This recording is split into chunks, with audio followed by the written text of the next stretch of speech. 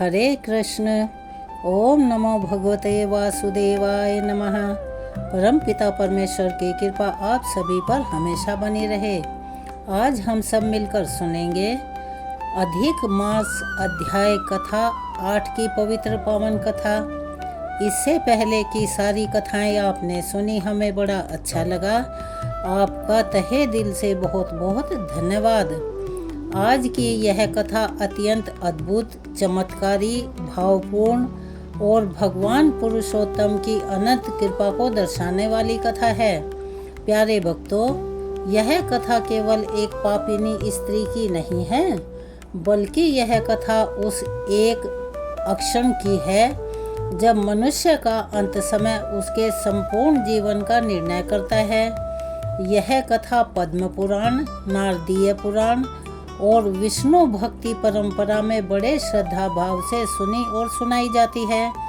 भक्तों, एक समय नैमिषारण्य में महान ऋषियों की सभा लगी हुई थी। वहाँ सूत जी महाराज भगवान की महिमा का वर्णन कर रहे थे। सभी ऋषि बड़े ध्यान से कथा को सुन रहे थे। उसी समय शौनक ऋषि ने हाथ जोड़कर पूछा, हे सूत जी, कलयुग का मनुष्य अत्यंत पापों में डूब गया है। उसका मन विषयों में फंसा हुआ है। वह क्रोध, लोभ, मोह और अधर्म में जीवन व्यतीत करता है। ऐसे पापी मनुष्य का उद्धार भला कैसे होगा? तब सूत जी बोले, हे ऋषियों, भगवान पुरुषोत्तम की कृपा भी अनंत है। यदि मनुष्य जीवन भर पाप भी करता रहे, किंतु अंत समय में सच्चे हृदय, श्रद्धा और विश्वास से भगवान का नाम जप ले, तो भी उसका कल्याण निश्चित है। मैं आपको एक प्राचीन कथा सुना रहा हूँ, जिसे सुनकर आपके हृदय में भगवान की करुणा के प्रति श्रद्धा और विश्वास और भी बढ़ जाएगा। इतना कहकर सूत जी ने कथा शुरू की। प्राचीन समय में अवंती नगरी में एक स्त्री रहा करती थी, जिसका नाम था मालिनी। भक्तों, उसका जीवन अत्यंत दुखद और पापों से भरा हुआ था। उसका जन्म तो एक धर्मपरायण ब्राह्मण के परिवार में हुआ था, लेकिन उसकी दोस्ती यानी संगति खराब होने के कारण उसका मन धीरे धीरे अधर्म के कामों में डूबता चला गया। उसके पिता प्रतिदिन गीता का पाठ किया करते थे, माता तुलसी की सेवा करती थी, घर में भगवान नारायण की नित्य पूजा होती थी। अधिक मास आने पर पूरा परिवार स्नान दान करता, ब्राह्मणों को अन्न देता, गाय माता की सेवा करता, किंतु मालिनी का मन इन सब कार्यों में नहीं लगता था। वह सोचती यह सब पूजा पाठ व्यर्थ है। धन और सुख ही जीवन का सबसे बड़ा सच है। धीरे धीरे उसका मन अभिमान और विषयों में डूबता चला गया। उसने माता पिता की बात मानना छोड़ दिया, यानी उदंड हो गई। साधु संतों का मजाक करने लगी, यहाँ तक कि भगवान के नाम का भी सम्मान नहीं करती थी। भक्तों, संगति मनुष्य को कहाँ से कहाँ पहुँचा देती है। आप इस कथा में इस बात को समझ पाएंगे। कुछ समय बाद उसके माता पिता का देहांत हो गया, यानी मृत्यु हो गई। घर की सारी मर्यादा समाप्त हो गई। मालिनी ने अपना जीवन विषय भोगों में डुबो दिया था। जो धन माता पिता ने धर्म से कमाया था, वह भी धीरे धीरे खत्म होने लगा। नगर के लोग उससे दूर रहने लगे थे। कोई उसके घर नहीं आता जाता था, किंतु उसके मन में पश्चाताप का लेश मात्र भी नहीं था। एक दिन अधिक मास शुरू हुआ। पूरी नगरी में भगवान पुरुषोत्तम की भक्ति होने लगी। लोग प्रातःकाल नदी में स्नान करते, दीपदान करते, हरि नाम का संकीर्तन करते। मंदिरों में नारायण नारायण की ध्वनि गुंजायमान होने लगी। मालिनी अपने घर के द्वार पर खड़ी होकर लोगों का मजाक किया करती और कहती, इन सब कर्मों में भला क्या रखा है, इनसे क्या होगा? यदि भगवान होते तो संसार में दुख और पाप क्यों होते? प्यारे भक्तों, यही मनुष्य का अहंकार उसे भगवान से बहुत दूर कर देता है। उसी नगरी में एक वृद्ध वैष्णव संत रहते थे। वे रोज अधिक मास की कथा सुनाते थे। उनके मुख पर अद्भुत तेज दिखता था। वे कहते, भक्तों, भगवान का नाम कभी भी व्यर्थ नहीं जाता। यदि कोई मनुष्य सच्चे हृदय से एक बार भी नारायण कह दे तो भगवान उसकी पुकार अवश्य ही सुनते हैं। एक दिन वे संत भिक्षा मांगते हुए मालिनी के द्वार पर आ पहुँचे। उन्होंने कहा, माते, कुछ अन्न मिल जाए तो भगवान आपका कल्याण करेंगे। अब मालिनी ने जैसे ही संत की आवाज़ सुनी क्रोध में भर गई। उसने बड़े कठोर वचन कहे, परंतु संत तो संत हैं, वो सुनकर भी शांत रहे। उन्होंने कहा, बेटी, संसार का जो ये धन माया है यहीं रह जाएगा, अंत समय में केवल भगवान का नाम ही साथ जाएगा। मालिनी संत की बात को सुनकर हंस पड़ी। उसने कहा, मृत्यु के समय कौन भगवान को याद करता है? उस समय तो मनुष्य केवल अपने प्राण बचाने की सोचता है। संत ने करुणा से उसकी ओर देखा और बोले, यही कारण है कि जीवन भर भगवान का नाम लेना चाहिए। जो जीते जी हरि का नाम नहीं लेता उसका अंत समय बड़ा ही दुखद हो जाता है। इतना कहकर संत वहां से चले गए, किंतु उनके शब्द मालिनी के मन में कहीं गहराई में उतर गए।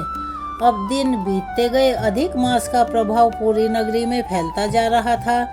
हर घर में दीप जल रहे थे, स्त्रियां तुलसी पूजन कर रही थी, ब्राह्मण गीता का पाठ कर रहे थे, लोग पितरों के लिए तर्पण कर रहे थे। उधर मालिनी का जीवन धीरे धीरे दुख से घिरने लगा। उसका धन समाप्त हो गया। जिन लोगों पर उसे घमंड था वे भी उसे छोड़कर चले गए। उसका शरीर रोगों से भर गया। अकेलापन उसे भीतर से तोड़ने लगा। एक रात भीषण वर्षा हो रही थी, यानी बड़ी जोर की बारिश हो रही थी, बिजली चमक रही थी। मालिनी अपने घर में अकेली पड़ी थी। तेज बुखार से उसका शरीर तप रहा था और बुखार होने की वजह से ही वह कांप रही थी। उसी समय उसे अपने बचपन की बातें याद आने लगी और अचानक उसे याद आया कि कैसे उसकी माता अधिक मास में भगवान पुरुषोत्तम के सामने दीप जलाकर कहती थी, हे नारायण, मेरे परिवार पर कृपा बनाए रखना। उसे अपने माता पिता का गीता पाठ याद आने लगा। तुलसी के पास बैठकर किया गया हरि नाम का संकीर्तन भी याद आने लगा। तो प्यारे भक्तों, अंत समय में मनुष्य को वही याद आता है जो उसने जीवन में कहीं ना कहीं देखा हो, सुना हो। उधर उसी रात वह वृद्ध वैष्णव संत मंदिर में बैठकर भगवान का नाम जप रहे थे। उनके हृदय में अचानक करुणा जागी। उन्होंने भगवान से प्रार्थना की, हे पुरुषोत्तम, प्रभु उस दुखी स्त्री पर कृपा कीजिए। वह अज्ञान में फंसकर भटक गई है। रात और गहरी हो गई। मालिनी की सांसें तेज चलने लगी। उसे ऐसा लगा जैसे कमरे में भयानक अंधकार छा गया हो। उसके सामने अपने सारे पाप एक एक करके आने लगे। वो उन पापों को देखकर डर के मारे कांप उठी। तभी उसे लगा जैसे कोई अदृश्य शक्ति उसे खींच रही हो। उसका हृदय और भी भय से भर गया। उसी समय बाहर मंदिर से शंख की ध्वनि सुनाई दी। नारायण नारायण, भक्तों, भगवान का नाम कितना दयालु होता है। आप जरा इस बारे में विचार कीजिए। मालिनी के सूखे होंठ कांपने लगे। उसकी आंखों से आंसू बह निकले और उसी अंतिम पल में उसके मुख से टूटी हुई आवाज, अर्थात थकन से भरी हुई आवाज निकली, नारायण। जैसे ही उसके मुख से भगवान का नाम निकला, उसी पल उसके घर में अद्भुत प्रकाश फैल गया। कमरे का अंधकार दूर होने लगा। दिव्य सुगंध चारों ओर फैल गई और तभी वहां 4 दिव्य पुरुष प्रकट हुए। उनके शरीर से सूर्य के समान तेज निकल रहा था। उनके हाथों में शंख, चक्र और गदा थे। उनके मुख पर करुणा थी। वे भगवान विष्णु के दिव्य पार्षद थे, यानी विष्णुदूत। मालिनी भय और आश्चर्य से उन्हें देखने लगी। उसी समय भयानक रूप वाले यमदूत भी वहां जा पहुंचे। उनके हाथों में फंदे थे, जिसे पाश कहा जाता है। वे मालिनी के पापों का लेखा लेकर आए थे। यमदूत क्रोध से बोले, यह स्त्री जीवन भर पाप करती रही, इसे हमारे साथ चलना होगा। तब विष्णु दूतों ने शांत स्वर में कहा, इसने अंत समय में भगवान नारायण का नाम लिया है। पुरुषोत्तम मास में लिया गया हरि नाम करोड़ों पापों को भस्म कर देता है। यमदूत आश्चर्य में पड़ गए। उन्होंने कहा, क्या केवल एक बार भगवान का नाम लेने से इतने बड़े बड़े पाप भी नष्ट हो सकते हैं? तब विष्णु दूत बोले, तुम भगवान के नाम की महिमा नहीं जानते। जिसने अंत समय में सच्चे पश्चाताप के साथ नारायण कहा, उस पर स्वयं भगवान की कृपा हो जाती है। विष्णु दूतों के मुख से निकले यह वचन सुनकर यमदूत कुछ पलों के लिए मौन हो गए। उनके हाथों के फंदे यानी पाश ढीले पड़ गए। कमरे में दिव्य प्रकाश और अधिक फैलने लगा। मालिनी का कांपता हुआ शरीर अब शांत होने लगा था। उसकी आंखों से निरंतर आंसू बह रहे थे। वह जान चुकी थी कि जीवन भर जिस भगवान का उसने अपमान किया, वही भगवान अपने अंतिम अक्षर में उसे बचाने के लिए अपने पार्षदों को भेज चुके हैं। प्यारे भक्तों, यही तो भगवान पुरुषोत्तम की करुणा है। मनुष्य संसार में चाहे जितना भी भटक जाए, किंतु यदि एक पल के लिए भी सच्चे हृदय और विश्वास के साथ भगवान को पुकार ले तो भगवान उसकी पुकार अवश्य ही सुनते हैं। यमदूतों ने कठोर स्वर में कहा, हे विष्णुदूतों, यह स्त्री जीवन भर अधर्म में डूबी रही। इसने ना कोई व्रत किया, ना दान, ना भक्ति। इसने साधु संतों का भी उपहास उड़ाया। ऐसे में केवल अंतिम समय में एक बार नाम इसके समस्त पापों को कैसे मिटा सकता है? तब विष्णु दूतों के प्रधान ने शांत किंतु गंभीर स्वर में कहा, तुम धर्म का एक पक्ष जानते हो, किंतु भगवान की करुणा का रहस्य नहीं जानते। शास्त्रों में ऐसा वर्णित है कि अधिक मास में किया गया छोटा सा पुण्य भी अक्षय हो जाता है, और यदि इस मास में कोई प्राणी सच्चे पश्चाताप के साथ भगवान का नाम ले ले तो उसके पाप अग्नि में सूखे तिनकों की भांति जल जाते हैं। उन्होंने आगे कहा, यह सच है कि मालिनी ने जीवन भर पाप किए, किंतु इसके हृदय में अंत समय में पश्चाताप जागा। इसे अपने माता पिता की भक्ति याद आई। इसे तुलसी की महिमा स्मरण हुई, और सबसे बड़ा सत्य यह है कि इसके मुख से छल रहित भाव से नारायण निकला। तो भक्तों, भगवान नाम में कितनी शक्ति है आप यह समझ ही गए होंगे। उसी समय यमदूतों को अपने स्वामी धर्मराज के वचन याद आए। धर्मराज ने उनसे कहा था कि जो मनुष्य सच्चे भाव से, सच्चे मन से भगवान विष्णु का नाम ले ले, तुलसी की सेवा करे, गीता का पाठ करे या सिर्फ हरि नाम का संकीर्तन सुने, उससे कभी कठोर व्यवहार मत करना। यमदूत शांत हो गए। उन्होंने मालिनी की ओर देखा। अब उसके चेहरे पर भय नहीं था, वहाँ एक अजीब सी शांति फैल गई थी।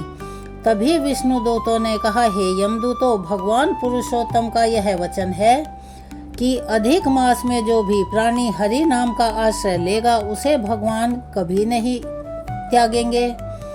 इतना कहकर विष्णु दूतों ने अपने दिव्य हाथों से मालिनी की सूक्ष्म देह को उठाया। उसी पल उसका स्थूल शरीर भूमि पर निश्चल हो गया। तो भक्तों, जरा सोचिए, जो स्त्री जीवन भर भगवान से दूर भागती रही, उनका अपमान करती रही, संतों का उपहास उड़ाती रही, अंत समय में सिर्फ एक बार भगवान का नाम लेने से उसी को अंत समय में भगवान अपने धाम की ओर ले जाने लगे। जब विष्णु दूत उसे लेकर आकाश मार्ग से जा रहे थे, तब मालिनी ने नीचे पृथ्वी की ओर देखा। उसे अपना पूरा जीवन दिखने लगा। उसे अपने माता पिता की करुणा याद आई। उसे वह वृद्ध संत याद आए जिन्होंने उसके द्वार पर खड़े होकर कहा था, अंत समय में केवल भगवान का नाम साथ जाएगा। मालिनी फूट फूट कर रोने लगी। उसने कहा, मैं कितनी मूर्ख थी। मैंने जीवन भर संसार को ही सत्य समझा। मैंने भगवान के नाम का अपमान किया, फिर भी प्रभु ने मुझ पर दया की। तब विष्णु दूत बोले, भगवान दंड देने में नहीं, उद्धार करने में भी आनंद अनुभव करते हैं। यही कारण है कि अधिक मास को भगवान ने अपना स्वरूप कहा है। इस मास में भगवान की कृपा विशेष रूप से बरसती है। उधर पृथ्वी पर वही वृद्ध वैष्णव संत ध्यान में बैठे थे। उन्होंने दिव्य दृष्टि से यह सब कुछ देखा। और उनकी आंखों से यह सब कुछ देखकर प्रेम के अश्रु यानी आंसू बहने लगे। वे बोले, धन्य है पुरुषोत्तम प्रभु, आपका नाम कितना दयालु है। अगले दिन पूरे नगर में यह बात आग की तरह फैल गई। मालिनी की मृत्यु के समय उसके घर से दिव्य प्रकाश निकला था।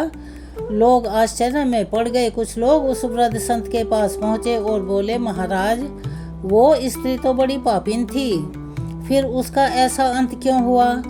संत बड़े प्यार से मुस्कुराए और बोले, तुम लोग केवल उसके पाप देखते हो, भगवान उसके अंत समय का पश्चाताप देखते हैं। तो भक्तों, मनुष्य को कभी भी भगवान की करुणा पर शक नहीं करना चाहिए। भगवान का द्वार अंतिम क्षण तक खुला रहता है। यह सुनकर वहां उपस्थित लोगों के हृदय बदलने लगे। अनेक लोग जो केवल बाहरी दिखावे में लगे रहते थे, वे अब सच्चे मन से हरि नाम लेने लगे। उसी नगर में एक युवक रहता था जिसका नाम था माधव। वह बड़ा गरीब था किंतु भगवान का परम भक्त था। वह प्रतिदिन मंदिर में जाकर भगवान पुरुषोत्तम के सामने दीप जलाता और तुलसी की सेवा किया करता। माधव ने जब मालिनी की कथा सुनी तो उसका हृदय करुणा से भर उठा। उसने संत से पूछा, गुरुदेव, क्या भगवान सचमुच इतने दयालु हैं कि अंतिम क्षण में भी पापी का उद्धार कर दें। संत बोले, हाँ बेटा, किंतु इसका अर्थ यह नहीं कि मनुष्य जानबूझकर पाप करता रहे। भगवान का नाम पाप करने का सहारा नहीं, पाप से बचने का एक सरल मार्ग है। जो व्यक्ति यह सोचकर पाप करे कि अंत समय में भगवान का नाम ले लूँगा, तो वो सबसे बड़ा मूर्ख है, क्योंकि किसी को नहीं पता कि अंतिम क्षण कब आ जाएगा और उस समय भगवान का स्मरण हो पाएगा या नहीं। माधव बड़े ध्यान से सुन रहा था। संत ने आगे कहा, मालिनी को अंत समय में भगवान का नाम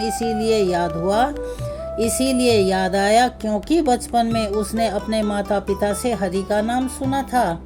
उसके घर में गीता का पाठ हुआ करता था, तुलसी की पूजा होती थी, यानी कि बचपन के संस्कार अंत समय में आगे आए। तो प्यारे भक्तों, यही कारण है कि घर में भगवान का नाम गूंजना चाहिए। बच्चों को धर्म से जोड़ना चाहिए, क्योंकि कौन सा संस्कार कब मनुष्य का उद्धार कर दे, इस बारे में कोई नहीं जानता। तब माधव ने उसी दिन से संकल्प लिया कि यह अधिक मास में और अधिक भक्ति करेगा। अब वह प्रतिदिन प्रातः काल नदी में स्नान करता, भगवान का नाम जपता, गौ की सेवा करता, भूखों को अन्न खिलाता। धीरे धीरे उसके मन में वैराग्य बढ़ने लगा। उसका हृदय संसार से हटकर भगवान में तल्लीन रहने लगा। एक दिन वह संत के पास बैठा था। उसने पूछा, गुरुदेव, यदि भगवान केवल नाम से प्रसन्न हो जाते हैं तो फिर व्रतदान, स्नान और दीपदान का क्या महत्व है। संत धीरे से मुस्कुराए और बोले, बेटा, भगवान का नाम सबसे महान है, किंतु व्रतदान, स्नान और सेवा मन को शुद्ध करते हैं। जब मन शुद्ध हो जाता है तभी हरि का नाम हृदय में आता है। अधिक मास इसीलिए महान है क्योंकि इस मास में किया गया प्रत्येक शुभ कर्म मनुष्य को भगवान के पास ले जाता है। तब संत ने माधव को एक और प्राचीन कथा सुनानी शुरू की। बहुत समय पहले एक शिकारी था जो जीवन भर हिंसा करता रहा। वो पशुओं को मारकर अपना और अपने परिवार का पेट पालता था, किंतु अधिक मास में एक दिन ऐसा हुआ कि उसके जीवन की दिशा ही बदल गई। वृद्ध संत के मुख से यह सुनकर माधव की आंखों में जिज्ञासा और भी अधिक भर गई। मंदिर में दीपक की लौ शांत भाव से जल रही थी। तुलसी के पत्तों से मंद मंद खुशबू आ रही थी।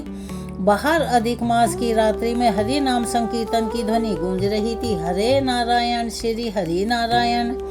संत बोले, भक्तों, यह कथा भी भगवान पुरुषोत्तम की असीम कृपा को दर्शाने वाली है। जैसे मालिनी का उद्धार अंतिम समय में भगवान के नाम से हुआ, वैसे ही इस शिकारी का जीवन भी हरि नाम के प्रभाव से बदल गया। तो प्यारे भक्तों, आप मेरी बात समझ रहे हैं। भगवान मनुष्य का भूतकाल नहीं देखते, वे उसके हृदय का भाव देखते हैं। प्राचीन समय में विंध्याचल के घने वन में एक शिकारी रहा करता था जिसका नाम निशंग था। उसका जीवन अत्यंत कठोर था। बचपन से ही उसने हिंसा देखी थी। उसके पिता भी पशुओं का वध करके जीवन चलाया करते थे। धीरे धीरे उसका हृदय इतना कठोर हो गया, इतना निर्दयी हो गया कि उसे किसी प्राणी की पीड़ा देखकर दया नहीं आती थी। वह प्रतिदिन वन में जाकर निर्दोष पशुओं का वध करता और उसी से अपना जीवन चलाया करता था। ना उसे धर्म का ज्ञान था, ना भक्ति का। मंदिर और साधु संतों से वह दूर ही रहता था। तो प्यारे भक्तों, जब मनुष्य केवल पेट और विषय के लिए जीने लगता है, तब उसका विवेक यानी बुद्धि धीरे धीरे नष्ट होने लगते हैं। 1 वर्ष अधिक मास आया, पृथ्वी पर भगवान पुरुषोत्तम की महिमा गूंजने लगी। नगरों में कथा, कीर्तन, दीपदान और गीता पाठ होने लगा। सभी लोग प्रातः काल उठकर पवित्र नदियों में स्नान कर रहे थे। ब्राह्मणों को दान दिया जा रहा था, गौ की सेवा हो रही थी। उधर निशंग को इन सब बातों से कोई लेना देना नहीं था। वह उसी प्रकार हिंसा में लगा रहा। एक दिन वह वन में बहुत दूर निकल गया। पूरे दिन उसे कोई शिकार नहीं मिला। सूर्य अस्त होने लगा। भूख और प्यास से उसका शरीर व्याकुल हो उठा। वह क्रोध में भर गया। उसी समय उसे दूर एक प्राचीन मंदिर दिखाई दिया। वह मंदिर भगवान विष्णु का था। अधिक मास के कारण वहाँ अद्भुत और बहुत से भक्त एकत्र हुए थे। मंदिर में हरि नाम का संकीर्तन हो रहा था। निशंग ने सोचा, रात यहीं काट लेता हूँ। वह मंदिर के बाहर एक वृक्ष के नीचे बैठ गया। भीतर से कथा की ध्वनि आ रही थी। एक वृद्ध संत कह रहे थे, भक्तों, भगवान का नाम ऐसा अमृत है जो पत्थर जैसे हृदय को भी पिघला देता है। जो व्यक्ति अधिक मास में एक बार भी सच्चे मन से नारायण कह दे, उसका जीवन बदल सकता है। अब निशंग यह सब सुनकर हंसने लगा। उसने मन ही मन कहा, यदि केवल नाम लेने से सब पाप मिट जाते तो संसार में कोई दुखी ही न होता।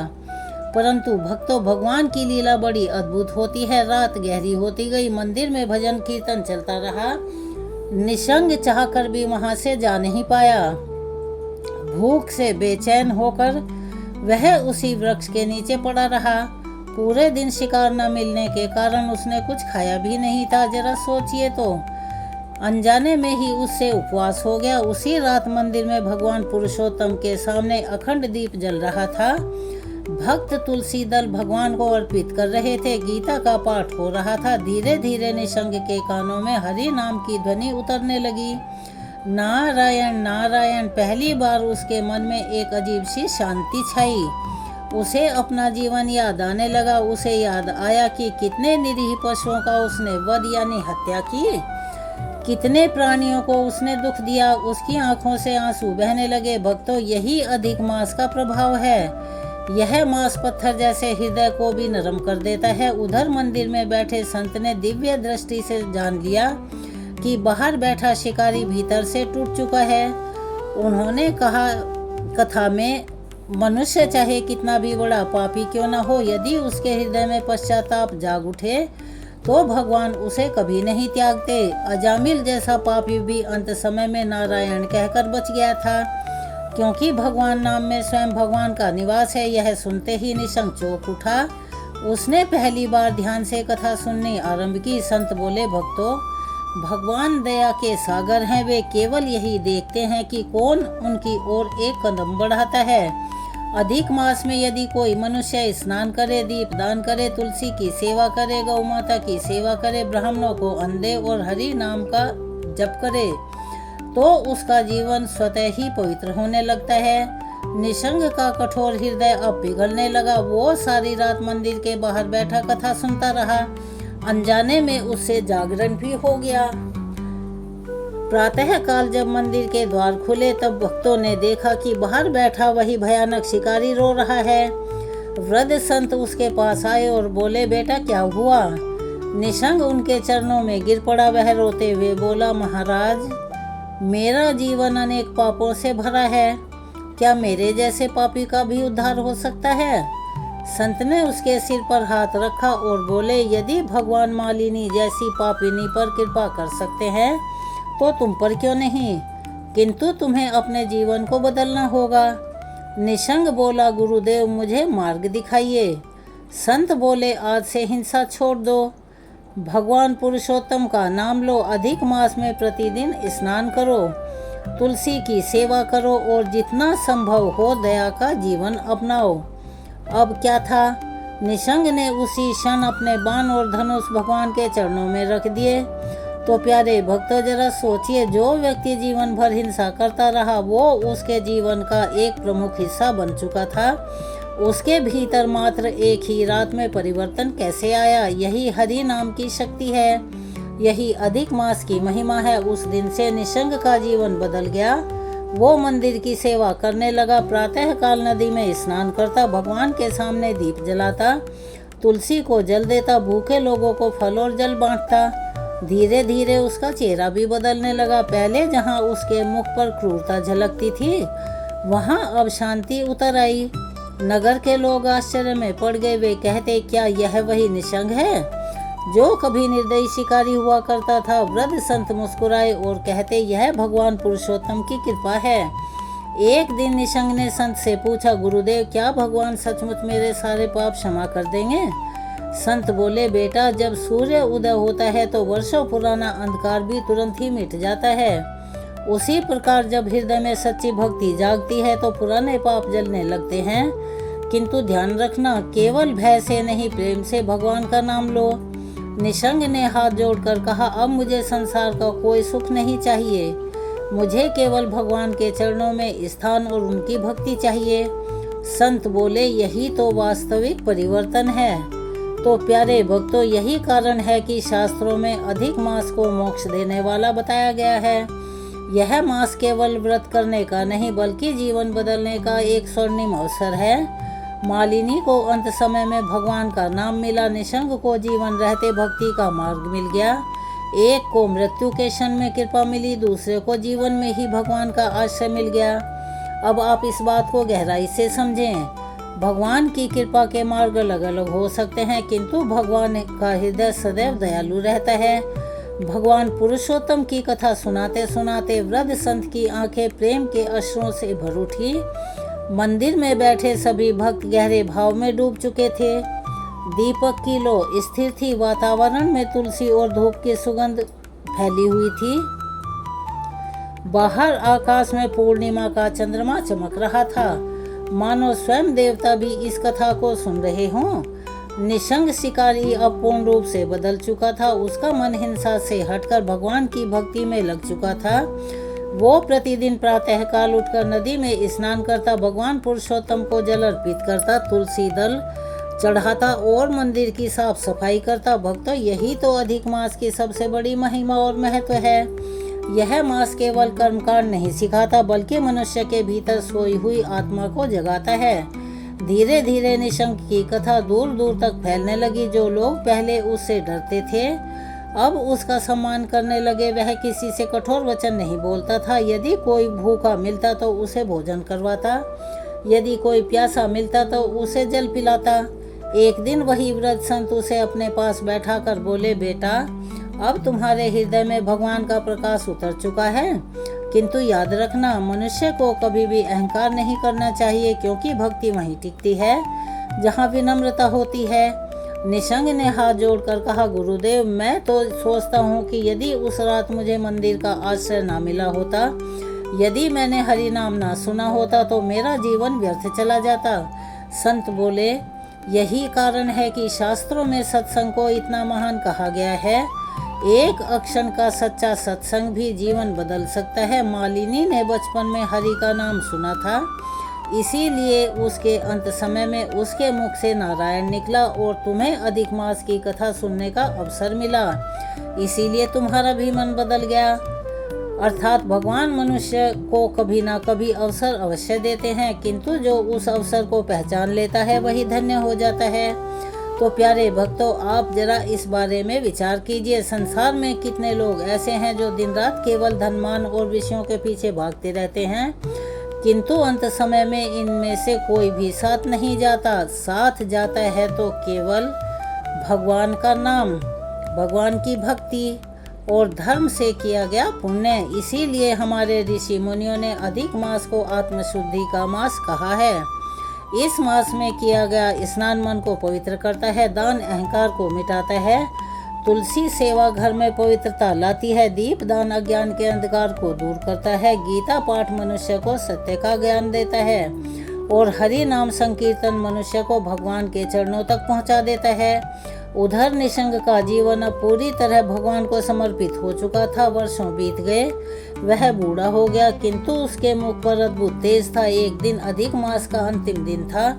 मंदिर में विशाल हरि का नाम का संकीर्तन हो रहा था। भक्त श्री कृष्ण गोविंद हरे मुरारी का गान कर रहे थे। निशंग भी वहीं बैठा भगवान का ध्यान कर रहा था। अचानक उसकी आंखों से आंसू बहने लगे। उसने भगवान की मूर्ति की ओर देखा और बोला, हे पुरुषोत्तम प्रभु, आपने एक पापी शिकारी की पर इतनी कृपा की, अब मुझे अपने चरणों में स्थान दे दीजिए। इतना कहकर वह शांत भाव से भगवान का नाम जपने लगा। नारायण नारायण। भक्तों, यही नाम जिसने मालिनी का उद्धार किया था, वही नाम अब निशंक के हृदय में अमृत बनकर बह रहा था। उसी क्षण मंदिर में अद्भुत प्रकाश फैला। वही दिव्य विष्णुदूत वहां प्रकट हुए। उनके हाथों में शंख चक्र गदा शोभित हो रहे थे। उनके मुख पर करुणा थी। मंदिर में बैठे भक्त आश्चर्य से उस दिव्य दृश्य को देखने लगे। वृद्ध संत की आंखों से आंसू बहने लगे। वे समझ गए कि भगवान अपने भक्त को लेने स्वयं अपने पार्षद भेज चुके हैं। विष्णु दूतों ने प्रेम से निशंक की सूक्ष्म देह को उठाया। निशंक के चेहरे पर अद्भुत शांति थी। उसके होठों पर अंतिम शब्द थे, श्री हरि नारायण। तो प्यारे भक्तों, यही भगवान के नाम की ऐसी महिमा है। जिसने जीवन भर पाप किए, वह भी भगवान की शरण में जाकर पवित्र हो गया। और जिसने अंत समय में सच्चे भाव से भगवान को पुकारा, भगवान ने उसे भी नहीं छोड़ा। यही कारण है कि संत महात्मा बार बार कहा करते हैं कि हरि नाम से बड़ा कोई सहारा नहीं। अधिक मास हमें यही सिखाता है कि अभी भी समय है, अभी भी मनुष्य अपने जीवन को बदल सकता है। चाहे कितने भी पाप क्यों न हुए हों, यदि सच्चे हृदय से भगवान की ओर कदम बढ़ाया जाए तो भगवान 100 कदम आगे बढ़कर अपने भक्त को संभाल लेते हैं। यदि घर में प्रतिदिन भगवान का नाम लिया जाए, यदि बच्चों को गीता और भक्ति के संस्कार दिए जाएं, तुलसी के पास दीपक जलाया जाए, प्यासे को जल, भूखे को अन्न दिया जाए, यदि गौ सेवा, ब्राह्मण सेवा और हरि नाम किया जाए, तो धीरे धीरे जीवन बदलने लगता है। प्यारे भक्तों, संसार का सबसे बड़ा दुर्भाग्य यह नहीं कि मनुष्य गरीब है, सबसे बड़ा दुर्भाग्य यह है कि भगवान को भूल चुका है। और संसार का सबसे बड़ा सौभाग्य यह है कि मनुष्य के पास बहुत धन हो। और सबसे बड़ा सौभाग्य की बात है कि उसके हृदय में श्री हरि का नाम बस जाए। मालिनी और निशंक दोनों की कथाएं हमें यही सीख देती हैं कि भगवान की कृपा असीम है, किंतु हमें उस कृपा के योग्य बनने का प्रयास करना चाहिए। अधिक मास में जितना भी संभव हो सके भगवान को याद कीजिए। प्रातःकाल स्नान कीजिए, तुलसी की सेवा कीजिए, दीप दान कीजिए, गीता का पाठ कीजिए, हरि नाम का संकीर्तन कीजिए। ये अध्याय यहाँ पर पूर्ण होता है। अब सुनते हैं आगे का वृतांत। प्यारे भक्तों, आज गंगा दशहरा है। हमने अपने चैनल पर गंगा दशहरा की कथा की वीडियो अपलोड की थी, जिसे आप पढ़ चुके होंगे, सुन चुके होंगे। अगर नहीं सुनी तो आप सभी से अनुरोध है, कृपया उस वीडियो को भी अवश्य ही सुनिएगा। और आप अगर चैनल पर नए हैं तो चैनल को सब्सक्राइब करें, वीडियो को लाइक करें, ज़्यादा से ज़्यादा शेयर करें, बेल आइकन को भी अवश्य ही दबाएं। कमेंट्स बॉक्स में जय श्री हरि लिखना ना भूलें। आज का यह दिन अत्यंत पुण्य देने वाला, पापों का नाश करने वाला और भगवान श्री हरि की विशेष कृपा प्रदान करने वाला है। स्कंद पुराण और पद्म पुराण में ऐसा वर्णित है कि जेठ शुक्ल दशमी के दिन ही माँ गंगा स्वर्गलोक से पृथ्वी पर अवतरित हुई थी। इसीलिए आज की इस दशमी तिथि को गंगा दशहरा कहा गया। दशहरा अर्थात वो पवित्र दिन जो मनुष्य के 10 प्रकार के पापों का नाश कर दे। भक्तों, इस बात को आप समझ रहे हैं। जब यही गंगा दशहरा पुरुषोत्तम मास अर्थात अधिक मास में आए तब इसका महत्व और भी बढ़ जाता है, क्योंकि अधिक मास स्वयं भगवान पुरुषोत्तम श्री हरि को समर्पित माना गया है। इस मास में किया गया स्नान दान, जप तप, तुलसी सेवा, दीपदान, गीता पाठ और हरि के नाम का संकीर्तन अक्षय गुना फल देने वाला माना गया है। और आज के दिन यदि कोई श्रद्धा भाव से माँ गंगा का स्मरण करे, गंगा दशहरा की कथा सुने, भगवान विष्णु का नाम जपे और प्यासे प्राणियों को जल अर्पित करे, तो उसके जीवन के से बड़े बड़े कष्ट, बाधाएं, समस्याएं धीरे धीरे खत्म होने लगती हैं। इसीलिए प्यारे भक्तों, आज कमेंट में जय गंगा माँ जरूर ही लिखें। मेरे प्यारे भक्तों, आज हम जितने प्रेम से माँ गंगा मैया की कथा सुनाने जा रहे हैं, आप सभी उतने ही प्रेम से इस दिव्य कथा का आनंद लीजिए। तो भक्तों, जरा सोचिए, जिस माँ गंगा को स्वयं भगवान शिव ने अपनी जटाओं में धारण किया, जिस गंगा के जल को देवता अमृत के समान मानते हैं, जिस गंगा के एक जल के कण से पितरों को मोक्ष प्राप्त हो जाता है, उस माँ गंगा का पृथ्वी पर अवतरण कितना दिव्य और महान महत्वपूर्ण रहा होगा। नारदीय पुराण में ऐसा वर्णित है कि गंगा केवल नदी नहीं है, गंगा स्वयं भगवान विष्णु के चरणों से प्रकट हुई दिव्य करुणा है। गंगा वह पवित्र धारा है जो पापियों को भी शरण देती है। गंगा वह कृपा है जो मृत आत्माओं को भी मुक्ति का मार्ग दिखलाती है। इसीलिए प्यारे भक्तों, गंगा दशहरा की कथा को केवल कथा समझकर मत सुनिएगा। यह आत्मा को पवित्र करने वाला दिव्य अमृत है। जिसने चखा वही पार उतर गया, और जिसने इसका अनादर किया वह संसार के इस भंवर में डूबा रहा। यह कथा हमें भक्ति सिखाती है, यह कथा हमें तपस्या सिखाती है, पितरों के प्रति कर्तव्य का स्मरण कराती है। और आज की इस पावन तिथि पर हम सुनेंगे उस महान राजा की कथा जिसने अपने पूर्वजों की मुक्ति के लिए अपना सारा जीवन तपस्या में लगा दिया। महाराज भगीरथ और माँ गंगा अवतरण की पवित्र पौराणिक कथा हम आपको सुनाने जा रहे हैं। तो प्यारे भक्तों, बहुत प्राचीन समय की बात है। सूर्य वंश में महाराज सगर नाम के एक महान प्रतापी राजा राज्य करते थे। उनका राज्य अत्यंत विशाल था, चारों ओर धर्म की स्थापना थी, प्रजा बड़ी सुखी थी, कहीं भी कोई किसी प्रकार का अन्याय नहीं था। नित्य यज्ञ होते थे, गौशालाओं में गौ की सेवा होती थी, ब्राह्मणों को आदर दिया जाता था, और प्रत्येक एकादशी तथा अधिक मास में स्वयं महाराज सगर भगवान श्री हरि का विशेष पूजन अर्चन किया करते थे। तो भक्तों, अधिक मास का समय आते ही पूरा राजमहल भक्ति में डूब जाता था। राजमहल के आंगन में तुलसी के समीप दीप प्रज्वलित किए जाते, हरि नाम संकीर्तन होता, ब्राह्मणों को अन्न वस्त्र और दक्षिणा देते थे, गरीबों को भोजन कराया जाता, प्यासे यात्रियों के लिए शीतल जल की व्यवस्था की जाती, क्योंकि महाराज सगर जानते थे कि पुरुषोत्तम मास में भगवान श्री हरि छोटी सी सेवा से भी अत्यंत प्रसन्न हो जाते हैं। लेकिन भक्तों, इतना वैभव होने के बाद भी महाराज सगर के हृदय में एक बड़ा भारी दुख था। उनके कोई संतान नहीं थी। राजा जब भी संध्या समय भगवान विष्णु के मंदिर में जाते, उनकी आंखें भर आती, वे हाथ जोड़कर कहते, हे पुरुषोत्तम प्रभु, यदि मेरे जीवन में कोई कमी रह गई हो तो मुझे क्षमा करें, मुझे ऐसी संतान प्रदान करें जो धर्म की रक्षा करे और मेरे कुल का उद्धार करे। तो भक्तों, जरा सोचिए, जिस राजा के पास समस्त सुख हो लेकिन संतान ना हो, उसका हृदय भीतर से कितना बेचैन रहता होगा। समय बीतता गया। एक दिन महाराज सगर ने निश्चय किया कि अब वे कठोर तप करेंगे। उन्होंने राजसी सुखों का त्याग कर दिया, साधु संतों की सेवा शुरू कर दी, सभी तरह के व्रत रखे, दान किया, अधिक मास में निरंतर श्री हरि का नाम जपने लगे। और ऐसा बताया जाता है कि वे प्रतिदिन प्रातःकाल नदी में स्नान करके सूर्य देव को अर्घ्य देते और फिर भगवान विष्णु के सामने बैठकर गीता का पाठ सुनते। भक्तों, शास्त्रों में ऐसा वर्णित है कि जो मनुष्य अधिक मास में प्रातःकाल स्नान करके भगवान श्री हरि को याद करता है, उसके जीवन के दुख स्वतः ही शीघ्र दूर होते हैं। उधर महाराज सगर की तपस्या और बढ़ती जा रही थी। उनका शरीर दुर्बल होने लगा था, लेकिन भगवान के प्रति उनकी भक्ति और गहरी होती जा रही थी। एक दिन उनकी कठोर साधना से प्रसन्न होकर महर्षि भृगु उनके यहाँ आए। उनके तेज से पूरा वातावरण प्रकाशित हो उठा। महाराज सगर तुरंत भूमि पर दंडवत लेट गए।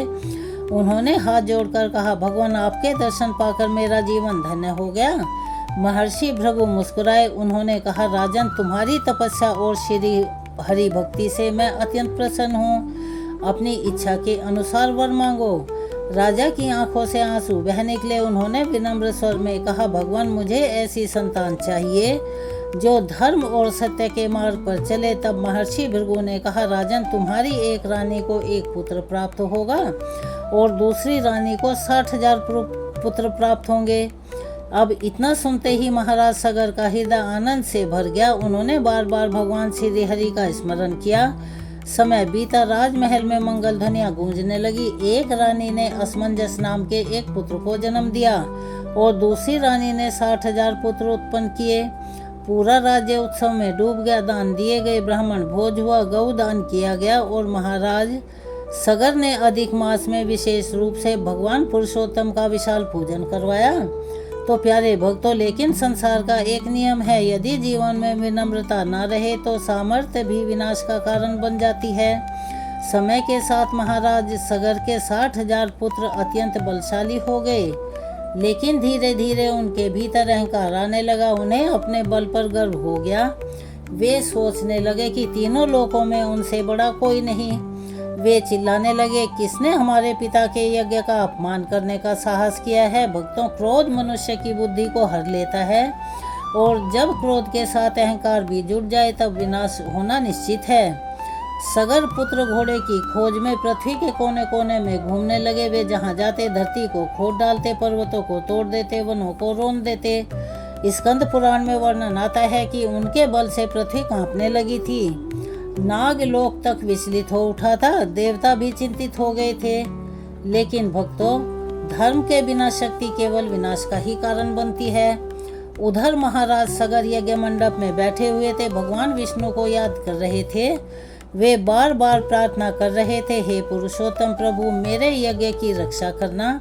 राजा ने ब्राह्मणों को दान दिया, गौ सेवा करवाई, दीप दान कराया, हरि नाम संकीर्तन निरंतर चलता रहा।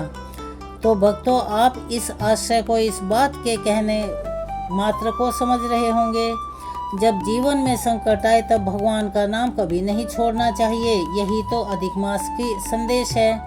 इधर सगर पुत्र घोड़े को खोजते खोजते अंततः उस स्थान तक पहुंच गए जहां कपिल मुनि गहन समाधि में लीन थे। वहां उन्होंने देखा यज्ञ का घोड़ा शांत भाव से आश्रम के पास खड़ा है, लेकिन अहंकार से अंधे राजकुमार ने बिना विचार के कपिल मुनि पर ही आरोप लगा दिया। वे ऊंचे स्वर में बोले, यही तपस्वी चोर है, इसी ने हमारे यज्ञ का घोड़ा चुराया है। तो भक्तों, जरा सोचिए, जो संत वर्षों तक तपस्या करके भगवान का ध्यान करते हैं, उन पर चोरी का आरोप लगाना कितना बड़ा पाप है। कपिल मुनि भगवान विष्णु के अंश अवतार माने गए हैं। उनका तेज अग्नि के समान प्रचंड था, लेकिन वे ध्यान में लीन थे, यानी समाधिस्थ थे। उन्हें बाहरी संसार का कोई भी ज्ञान नहीं था। सगर पुत्र और अधिक क्रोधित हो गए। वे आश्रम को नष्ट करने के लिए आगे बढ़े। उसी समय कपिल मुनि ने अपने आसपास नकारात्मकता को फैले देखा तो धीरे धीरे अपनी आंखें खोली। भक्तों, वो कोई साधारण दृष्टि नहीं थी। उनके नेत्रों से एक ऐसा तेज निकला कि पूरा वातावरण अग्नि के समान प्रज्वलित हो उठा और अगले ही क्षण महाराज सगर के 60,000 पुत्र वहीं भस्म हो गए और राख की ढेरी बन गए। चारों ओर केवल राख रह गई। पूरा स्थान शांत हो गया। भक्तों, यही कारण है कि शास्त्रों में संतों का अपमान सबसे बड़ा पाप कहा गया है। जिस घर में संतों का आदर होता है वहाँ भगवान की कृपा बनी रहती है, और जहाँ संतों का अपमान होता है वहाँ विनाश आ जाता है। उधर बहुत समय बीत गया, लेकिन सगर पुत्र वापस नहीं लौटे। महाराज सगर अत्यंत चिंतित हो उठे। उन्होंने अपने पौत्र अंशुमान को बुलाया। अंशुमान अत्यंत विनम्र, धर्मात्मा और भगवान श्री हरि के भक्त थे। वे प्रतिदिन प्रातःकाल उठकर स्नान करके भगवान विष्णु का ध्यान करते, तुलसी को जल दिया करते, ब्राह्मणों का सम्मान करते। महाराज सगर ने भारी स्वर में कहा, पुत्र जाओ और अपने चाचाओं का पता लगाओ। अंशु नाम तुरंत निकल पड़े। उनके मन में भगवान का स्मरण था। भक्तों, आप इस बात को समझ रहे हैं ना? यही अंतर होता है अहंकारी और भक्त के मार्ग में। अहंकारी केवल अपने बल पर चलता है, लेकिन भक्त भगवान के भरोसे चलता है। अंशुमान चलते चलते कपिल मुनि के आश्रम तक पहुंच गए। दूर से ही उन्होंने दंडवत प्रणाम किया। उनकी विनम्रता देखकर वातावरण शांत हो गया। उन्होंने हाथ जोड़कर कहा, भगवान, यदि मेरे कुल से कोई अपराध हुआ हो तो क्षमा करें। कपिल मुनि की आंखों में दया भर आई। उन्होंने पूरी घटना अंशुमान को बताई। यह सुनते ही अंशुमान की आंखों से आंसू बहने लगे। उन्होंने देखा चारों ओर केवल राख ही पड़ी हुई है। यही राख उनके पूर्वजों की थी। तो भक्तों उस अक्षण अंशुमान का हृदय भीतर से टूट गया। उन्होंने हाथ जोड़कर कहा, भगवान मेरे पूर्वजों की मुक्ति किस प्रकार होगी? तब कपिल मुनि बोले, हे राजकुमार, जब स्वर्ग से माँ गंगा पृथ्वी पर आएंगी और उनके अस्थि अवशेषों को स्पर्श करेंगी तभी इन्हें मोक्ष प्राप्त होगा। तो यह सुनते ही अंशुमान मौन हो गए, क्योंकि स्वर्ग से गंगा को पृथ्वी पर लाना कोई साधारण कार्य नहीं था। लेकिन उनके भीतर अपने पितरों के लिए करुणा जाग उठी थी। उन्होंने उसी समय संकल्प लिया कि मैं अपने पूर्वजों का उद्धार अवश्य करूंगा। अंशुमान वापस आए। उन्होंने महाराज सगर को पूरी घटना सुनाई। यह सुनते ही राजा की आंखों से आंसू बहने लगे।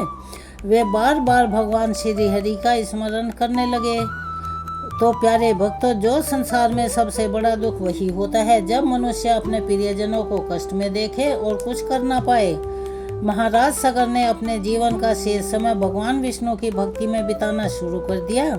वे अधिक मास में विशेष व्रत रखते, गंगा अवतरण की प्रार्थना करते, ब्राह्मणों को दान देते, हरि नाम संकीर्तन कराते। लेकिन बीत गया और अंततः महाराज सगर इस संसार से विदा हो गए।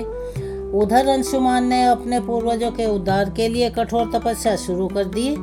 वे हिमालय की गुफाओं में जाकर भगवान श्री हरि का ध्यान करने लगे। उन्होंने अन्न त्याग दिया, कभी केवल जल ग्रहण करते और कभी निराहार रहकर नारायण नारायण का जाप किया करते। भक्तों, अधिक मास का यही तो महत्व है। यह मास मनुष्य को तपस्या, संयम और भक्ति का मार्ग दिखाता है। अंशुमान प्रतिदिन भगवान विष्णु के सामने प्रार्थना करते, प्रभु माँ गंगा को पृथ्वी पर भेज दीजिए। वर्ष बीतते गए, ऋतुएं बदलती रही, लेकिन गंगा पृथ्वी पर नहीं आई। उधर अंशुमान वृद्ध होने लगे, लेकिन उनका संकल्प नहीं टूटा। एक दिन उन्होंने अपने पुत्र दिलीप को बुलाया। दिलीप भी अत्यंत धर्मात्मा और श्री हरि के परम भक्त थे। अंशुमान ने भारी स्वर में कहा, पुत्र, हमारे पूर्वज आज भी मुक्ति की प्रतीक्षा कर रहे हैं, तुम्हें यह कार्य पूरा करना होगा। दिलीप की आंखें भर आई। उन्होंने अपने पिता के चरण पकड़ लिए और बोले, पिताश्री, मैं अपने प्राण रहते यह प्रयास नहीं छोड़ूंगा। भक्तों, यही सनातन धर्म की परंपरा है। एक पीढ़ी जहाँ से धर्म का कार्य जोड़ती है, दूसरी पीढ़ी वहीं से आगे उसे बढ़ाती है। उधर अंशुमान भगवान का नाम लेते लेते इस संसार से विदा हो गए और अब दिलीप ने अपने पूर्वजों की मुक्ति का भार अपने कंधों पर उठा लिया। दिलीप के हृदय में अब दिन रात केवल एक ही चिंता रहती थी, मेरे पूर्वज कब मुक्त होंगे। तो प्यारे भक्तों, जरा सोचिए, जिस कुल के 60,000 पूर्वज मुक्ति की प्रतीक्षा कर रहे हों, उस कुल का राजा भीतर से कितना बेचैन, कितना व्याकुल, कितना परेशान रहता होगा। दिलीप ने राज सुखों से धीरे धीरे दूरी बना ली। वे अधिक समय भगवान श्री हरि की आराधना में बिताने लगे। प्रातः काल ब्रह्म मुहूर्त में उठते, नदी में स्नान करते, सूर्य को जल देते, तुलसी के समीप दीपक जलाते, गीता का पाठ सुनते और फिर भगवान पुरुषोत्तम के चरणों में बैठकर प्रार्थना करते, हे प्रभु, मेरे पूर्वजों पर कृपा कीजिए, माँ गंगा को पृथ्वी पर भेज दीजिए। तो भक्तों, अधिक मास में भगवान श्री हरि की भक्ति का विशेष महत्व बताया गया है।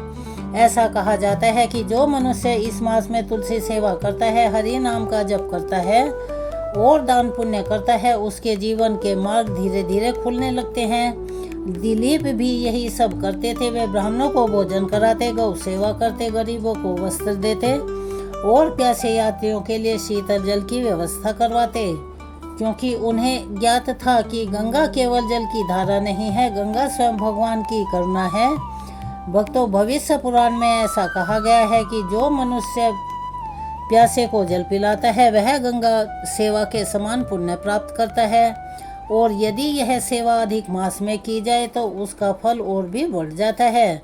उधर दिलीप ने वर्षों तक तपस्या की। उन्होंने पर्वतों पर जाकर साधना की, कभी एक पर खड़े होकर जप करते, कभी केवल वायु ग्रहण करके भगवान का ध्यान करते। लेकिन भक्तों, भगवान की इच्छा के बिना कोई कार्य पूर्ण नहीं होता।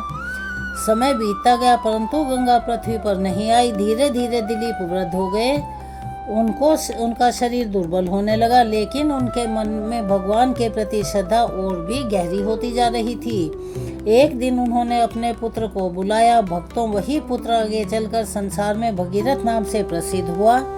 दिलीप ने अपने पुत्र को पास बैठाया। उनकी आंखों से लगातार आंसू बह रहे थे। उन्होंने कहा, पुत्र, हमारे पूर्वज आज भी मुक्ति की प्रतीक्षा कर रहे हैं। मैं जीवन भर प्रयत्न करता रहा, लेकिन माँ गंगा को पृथ्वी पर नहीं ला सका। अब यह कार्य तुम्हें पूरा करना होगा। भगीरथ शांत भाव से अपने पिता की बातें सुनते रहे। उनका हृदय भीतर से कांप उठा। उन्होंने पूछा, पिताश्री, क्या सचमुच हमारे पूर्वज आज भी कष्ट में हैं? दिलीप की आंखों से आंसू बह निकले। उन्होंने कहा, हाँ पुत्र, जब तक माँ गंगा उनके अस्थि अवशेषों को स्पर्श नहीं करेंगी, तब तक उन्हें मुक्ति नहीं मिलेगी। भक्तों, यह सुनते ही भगीरथ का हृदय बदल गया। उन्हें लगा जैसे अब उनका जीवन केवल एक उद्देश्य मात्र के लिए है। उन्होंने उसी क्षण अपने पिता के चरण पकड़ लिए और बोले, पिताश्री, मैं अपने प्राण रहते यह कार्य अवश्य पूरा करूंगा। तो प्यारे भक्तों, प्यारे मित्रों, यही सच्चा पुत्र धर्म है। जो अपने माता पिता और पितरों के दुख को अपना दुख समझे, वही सच्चा संतान कहलाने योग्य है। उधर कुछ समय के बाद राजा दिलीप भी भगवान का नाम लेते हुए इस संसार को छोड़ गए। अब राज्य का भार भगीरथ के कंधों पर आ गया। भगीरथ अत्यंत धर्मात्मा राजा थे। वे न्यायप्रिय थे, प्रजा से बहुत प्रेम करते थे, भगवान श्री हरि के परम भक्त थे। अधिक मास में आने पर तो पूरा राज्य भक्ति में डूब जाता था। हरि नाम संकीर्तन होता, तुलसी विवाह कराया जाता, दीप दान होता, ब्राह्मणों को अन्न और गौदान दिया जाता। लेकिन भगीरथ के मन में राज वैभव के लिए कोई आकर्षण नहीं था। उनके हृदय में केवल एक ही संकल्प गूंजता रहता था, मुझे माँ गंगा को पृथ्वी पर लाना है। और उसी दिन भगीरथ ने एक महान निर्णय ले लिया। उन्होंने राज सिंहासन मंत्रियों को सौंप दिया, राजसी वस्त्र त्याग दिए, मुलायम शैया छोड़ दी। तो जरा सोचिए, जिस राजा के पास असीम वैभव हो, वह सब कुछ छोड़कर वन की ओर चला जाए, यह कोई साधारण बात नहीं। लेकिन यही तो भक्ति की शक्ति कही गई है। जब मनुष्य के भीतर धर्म जागता है, तब संसार के सुख छोटे लगने लगते हैं। उधर भगीरथ हिमालय की ओर प्रस्थान कर गए। चारों ओर घने वन थे, ऊंचे पर्वत थे, तेज हवाएं चल रही थी। उनके कदम तब भी नहीं रुके। वे एक पवित्र स्थान पर पहुंचे और वहीं तपस्या शुरू कर दी। भक्तों, उनकी तपस्या अत्यंत कठिन थी। कभी वे एक पैर पर खड़े होकर जप किया करते, कई दिनों तक निराहार रहते, कभी केवल जल ग्रहण करते। उनके मुख पर केवल एक ही नाम रहता, नारायण नारायण। दिन बीते, महीने बीते, वर्ष बीतने लगे। ऋतुएं भी बदलती रही। कभी वर्षा होती, कभी प्रचंड गर्मी पड़ती, कभी बर्फ गिरता, लेकिन भगीरथ का संकल्प नहीं टूटा। स्कंद पुराण में ऐसा वर्णन आता है कि उनकी तपस्या से तीनों लोग प्रभावित होने लगे। देवता आश्चर्य करने लगे, ऋषि मुनि उनकी स्तुति करने लगे। भक्तों, जब मनुष्य अपने लिए नहीं बल्कि दूसरों के कल्याण के लिए तप करता है, तब उसका तप सीधा भगवान तक पहुंचता है। उधर अधिक मास का पावन समय आया। भगीरथ ने और भी कठोर नियम धारण कर लिए। वे प्रतिदिन भगवान पुरुषोत्तम का ध्यान करते, मिट्टी का दीपक जलाते, तुलसी दल अर्पित करते और हाथ जोड़कर कहते, हे प्रभु, यदि आप मुझ पर प्रसन्न हो तो माँ गंगा को पृथ्वी पर भेज दीजिए। अधिक मास में किया गया जप और तप अत्यंत शीघ्र फल देने वाला माना गया है। और यही कारण है कि भगीरथ की तपस्या अब देवताओं के लोकों तक पहुँचने लगी।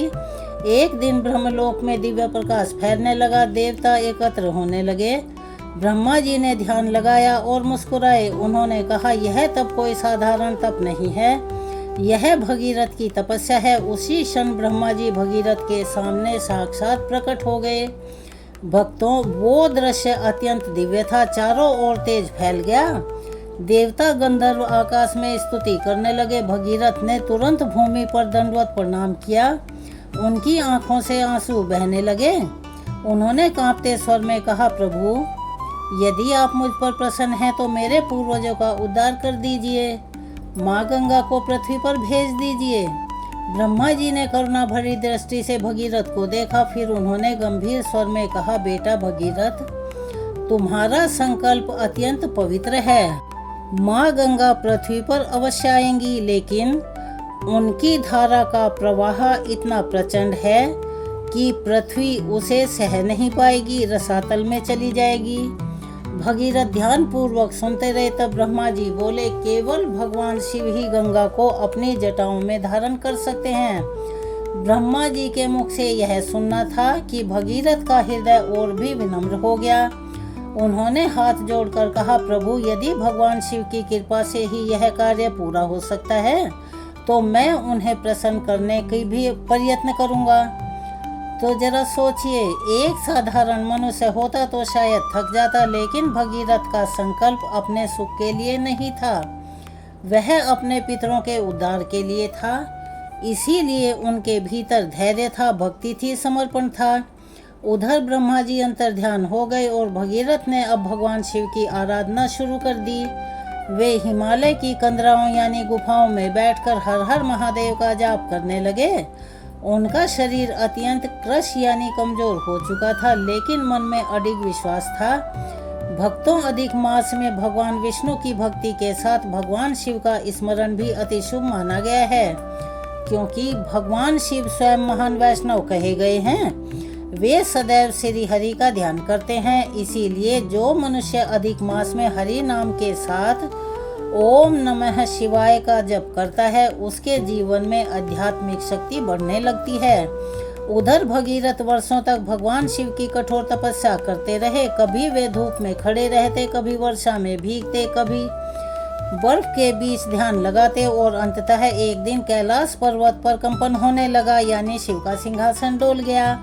चारों ओर दिव्य प्रकाश फैल गया। भगवान शिव प्रकट हुए। उनकी जटाएं आकाश के समान विशाल थी, गले में सर्प सुशोभित था, उनके नेत्रों में दया थी। भक्तों, भगीरथ तुरंत उनके चरणों में गिर पड़े। उनकी आंखों से आंसू बहने लगे। भगवान शिव ने कहा, राजन भगीरथ, मैं तुम्हारी तपस्या से प्रसन्न हूँ, मांगो क्या चाहते हो। भगीरथ ने कांपते स्वर में हाथ जोड़कर कहा, प्रभु मेरे पूर्वजों की मुक्ति के लिए माँ गंगा को पृथ्वी पर आना होगा। आप कृपा करके उन्हें अपनी जटाओं में धारण कर लीजिए। भगवान शिव मुस्कुराए। उन्होंने कहा, ऐसा ही होगा, तथास्तु। यह सुनते ही देवताओं के लोकों में आनंद छा गया। गंधर्व गान गाने लगे, ऋषि मुनि स्तुति करने लगे। उधर ब्रह्मलोक में माँ गंगा को पृथ्वी पर जाने का संदेश दिया। माँ गंगा दिव्य स्वरूप में प्रकट हुई। उनका तेज असंख्य चंद्रमाओं के समान था, लेकिन उनके मन में एक विचार उठा। उन्होंने ब्रह्मा जी से कहा, प्रभु पृथ्वी पर मनुष्य अपने पापों को मेरे जल में धोएंगे, उन पापों का भार मैं अकेले कैसे सहन करूंगी। तब ब्रह्मा जी बोले, देवी पृथ्वी पर संत ऋषि और भगवान के भक्त तुम्हारे जल में स्नान करेंगे। उनके स्पर्श मात्र से तुम्हारी पवित्रता सदैव बनी रहेगी। तो भक्तों, आप इस बात की गहराई को समझ रहे हैं।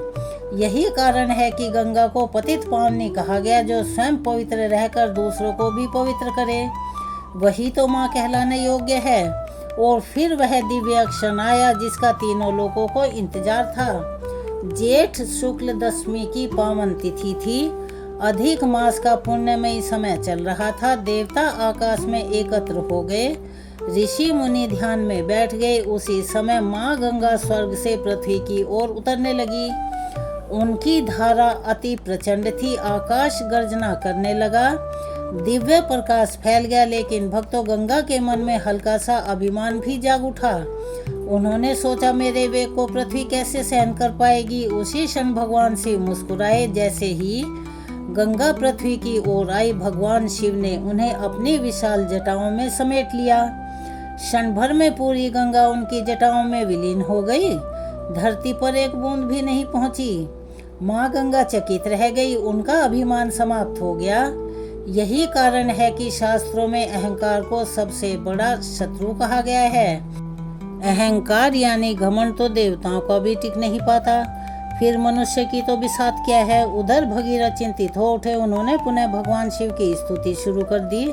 वे हाथ जोड़कर विनम्र स्वर में बोले, प्रभु यदि माँ गंगा पृथ्वी पर नहीं आएंगी तो मेरे पूर्वजों का उद्धार कैसे होगा। भगीरथ की विनम्रता देखकर भगवान शिव अत्यंत प्रसन्न हुए। उन्होंने अपनी जटाओं का एक भाग खोला और तभी उनकी जटाओं से एक दिव्य जलधारा पृथ्वी पर बह निकली। वही धारा आगे चलकर भागीरथी कहलाई। जैसे ही माँ गंगा पृथ्वी पर उतरी, उसकी कलकल की ध्वनि से चारों ओर आनंद छा गया। सूखी भूमि हरी होने लगी, वनों में पक्षियों की चहचहाट गूंजने लगी, देवताओं ने पुष्प वर्षा की। उधर भगीरथ आगे आगे चलने लगे और माँ गंगा उनके पीछे पीछे बहने लगी। वो दृश्य अत्यंत अद्भुत रहा होगा। एक और नंगे पैर चलता हुआ तपस्वी राजा और दूसरी ओर उनके पीछे बहती हुई स्वयं मोक्षदायिनी गंगा।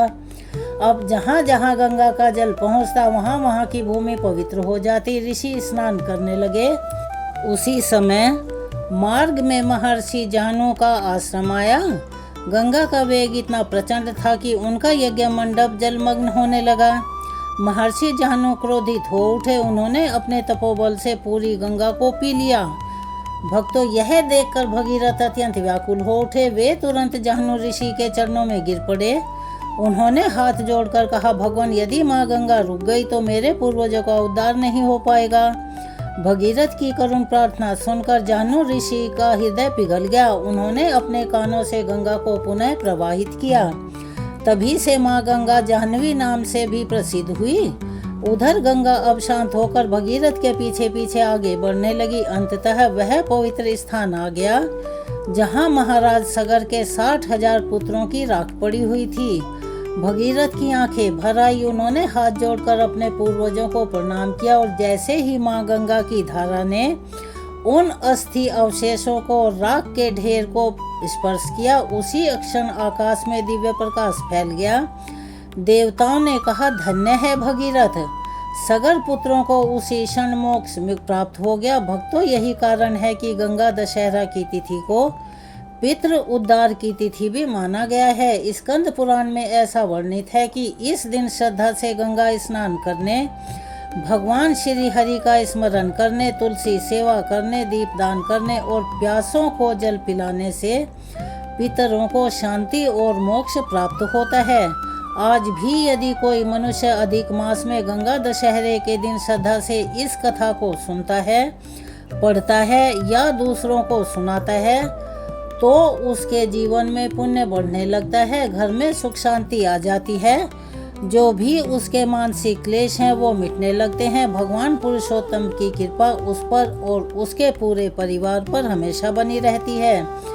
तो मेरे प्यारे भक्तों, इस पावन तिथि पर हमें क्या करना चाहिए? प्रातः काल स्नान करना चाहिए, भगवान विष्णु को याद करना चाहिए, गंगा मैया को प्रणाम करना चाहिए, तुलसी के समीप दीप जलाना चाहिए, गीता का पाठ करना चाहिए, प्यासे लोगों को और प्राणियों को जल देना चाहिए, गौ माता की सेवा करनी चाहिए, अपने पितरों के लिए प्रार्थना करनी चाहिए। यही अधिक मास का सच्चा धर्म है और यही गंगा दशहरा का सच्चा महत्व भी है। अब सभी भक्त श्रद्धा से बोलिए, हर हर गंगे, हर हर महादेव, जय श्री हरि। श्रद्धा से जय श्री हरि कमेंट्स बॉक्स में भी अवश्य ही लिखिएगा। हम आपसे हाथ जोड़कर प्रार्थना करते हैं। अगर आप हमारे चैनल पर नए हैं तो प्लीज़ चैनल को सब्सक्राइब कीजिए। इस कथा को, इस वीडियो को ज़्यादा से ज़्यादा लोगों तक पहुंचाइएगा, यानी वीडियो को शेयर कीजिएगा और लाइक भी कीजिएगा, क्योंकि ऐसा माना और कहा जाता है कि जो भी हम पुण्य का कार्य करते हैं, अगर वह दूसरों के प्रति करते हैं तो उसका 6वां हिस्सा हमें भी प्राप्त होता है। तो इस बात को अवश्य ही ध्यान में रखिएगा और हमारी मदद कीजिएगा, क्योंकि आपका सहयोग और प्यार हमारे लिए अनमोल होता है। और हम यही उम्मीद करते हैं कि हम वीडियो बनाने में जितनी मेहनत करते हैं, आप अपना सहयोग भी उतने ही प्यार के साथ दीजिएगा। चलिए मिलते हैं अगली वीडियो में कथा के आगे के वृतांत के साथ और अधिक मास की पावन पवित्र कथाओं के साथ। मेरे साथ एक बार प्यार से बोलिए, जय श्री कृष्णा, राधे राधे, हर हर महादेव, जय हो गंगा मैया की। धन्यवाद।